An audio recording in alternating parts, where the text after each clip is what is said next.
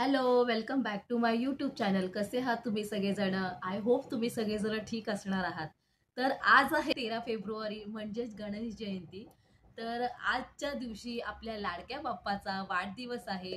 तर आज भरपूर लोक घरामध्ये बाप्पाची मनोभावे सेवा करणार आहेत, त्यांची पूजा करणार आहेत.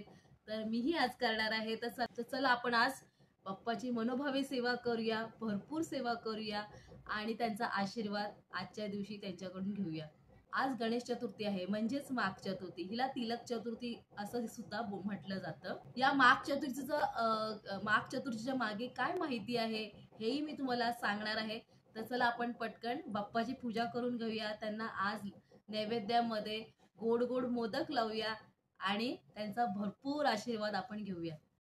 तर चला आज जाणून घेऊया माघ महिन्यातील माघ श्री गणेश चतुर्थीविषयी. आपल्या कुठल्याही शुभ कार्यात सर्वात प्रथम श्री गणेशाची पूजा केली जाते.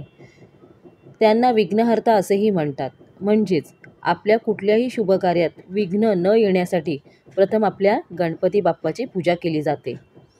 तसेच माघी गणेश चतुर्थीला तिळकुंद जयंती, वरद चतुर्थी किंवा विनायक चतुर्थी असेही म्हणतात.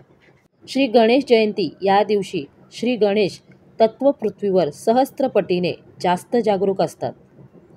स्कंद पुराणात असा उल्लेख केला जातो की या दिवशी श्री गणपती बाप्पांनी नरांतक राक्षसाला ठार मारले होते.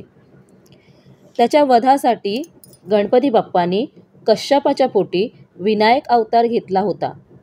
म्हणून हा जन्म माघी गणेश जयंती म्हणून साजरा केला जातो. तर माघी गणेश जयंतीबद्दल आपण जाणून घेतलं आहे. तर आता आपण इथे गणपती बाप्पाची पूजा करून घेऊया. इथे मी आसन ठेवलेलं आहे. आसनावरती लाल कपडा ठेवून आपल्या बाप्पाची पूजा केलेली आहे. आता तिला कुंकुम अर्चन करून बाप्पाला फुलं लावून धूप दीप अगरबत्ती लावून घेणार आहे. सर्व पूजा झाल्याच्या नंतर गणपती बाप्पाचे 108 नामस्मरण करून घ्या. ओम गम गणपताय नमः ही एक माळ जपा. त्यानंतर अथर्व शीर्षाचं पठण करा. अशा प्रकारे तुम्ही बाप्पाची सेवा करू शकता. तर आता इथे माझी सर्व पूजा संपन्न झालेली आहे. तर चला आता आपण बाप्पाची आराधना करूया.